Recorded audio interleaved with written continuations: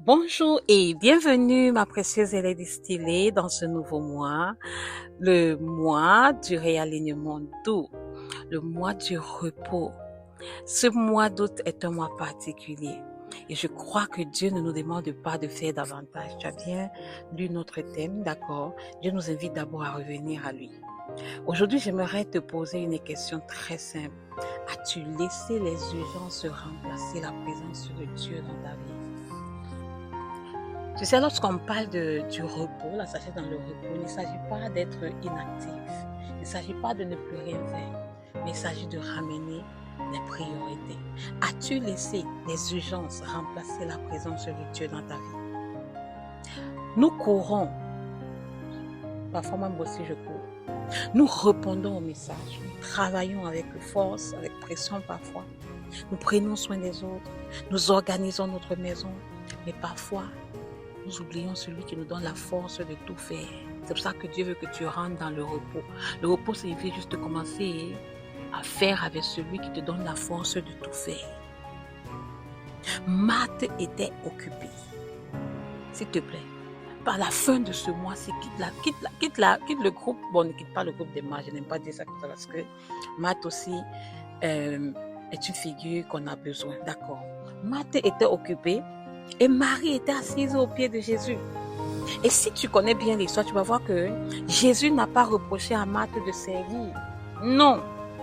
Jésus lui a simplement rappelé que la présence de Dieu vient avant l'activité.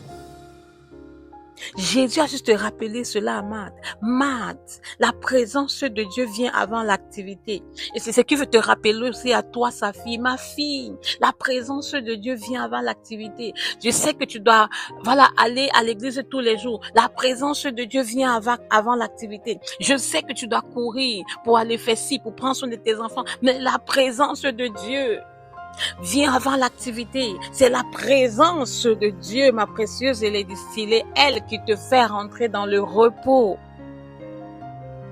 Jésus n'a pas condamné parce qu'il y a un temps pour l'activité et il y a un temps pour la présence de Dieu. Et quand tu comprends ces deux dimensions, tu dois aussi pouvoir bien les positionner. La présence de Dieu précède toujours l'activité. Lorsque notre agenda devient plus important que notre communion avec Dieu, il y a un problème. Et le problème, c'est quoi? C'est que nous allons commencer tout doucement à nous fatiguer intérieurement. Combien de femmes sont fatiguées, pourtant elles sont dans les activités religieuses tous les jours que Dieu a créés.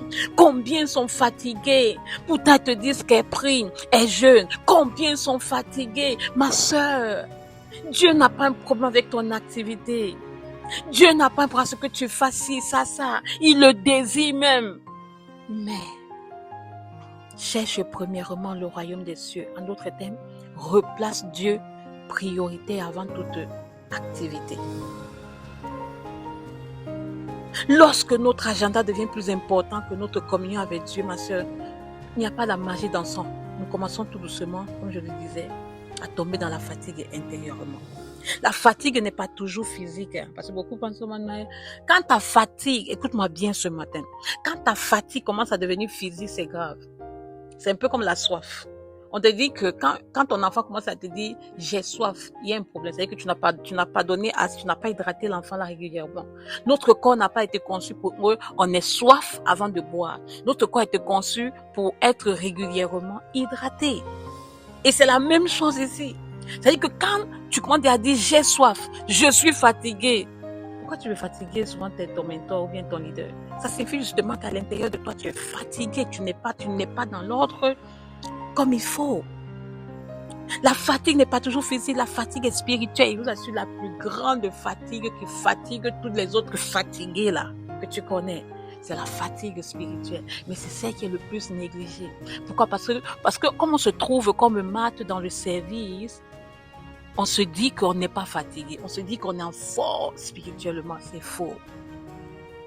Je ne veux pas tirer dans cette dimension avec toi ce mot. D'accord? Mais je veux t'encourager à faire un petit exercice aujourd'hui. Je t'invite simplement à t'arrêter 15 minutes. Si tu veux, mets un chrono sur ton téléphone. Tu es en train de m'écouter, non? Soit tu ne peux pas faire ça maintenant. Planifie ça pour cette journée. Arrête-toi 15 minutes sans téléphone, sans distraction, juste toi et Dieu. Par exemple, parfois, nous on choisit de faire ça tout le matin, surtout les mamans là. Parce que chacun crie ça, quelqu'un ici. D'accord. Et même jusque-là, moi j'ai décidé, même étant maman occupée, d'avoir des petites pauses comme ça là, en journée. Tu vas te donner, même quand je suis au travail, même si je vais m'arrêter 15 minutes. Dieu ne te demande pas de courir davantage, je rappelle. Il t'appelle à revenir à lui. Et je crois que c'est exactement ce que nous allons vivre ensemble pendant ce mois. Et je vais nous inviter chacune ici, chaque jour, offre à Dieu 15 minutes de présence. Pas beaucoup, 15 minutes. Pas pour produire, juste pour demeurer. Vous aimez trop, il y a quoi même? Il y a des femmes, dès qu'elle est dans la présence de Dieu, Seigneur, tu veux que je fasse quoi? Seigneur, tu as préparé quoi?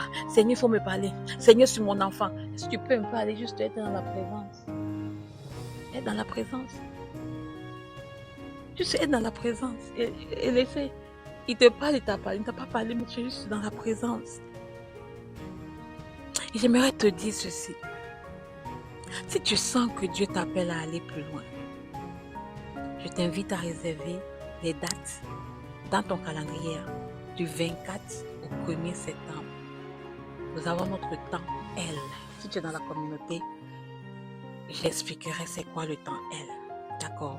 Pendant ce temps L, nous prendrons le temps de laisser Dieu restaurer notre intérieur. Nous prendrons le temps de laisser Dieu restaurer notre intérieur. Esprit, âme et même extérieurement aussi. Que le Seigneur te bénisse. Si ce boost t'a fait du bien, partage-le avec une sœur qui en a besoin. Invite-la à rejoindre notre communauté. Nous serons ravis de l'accueillir au milieu de nous.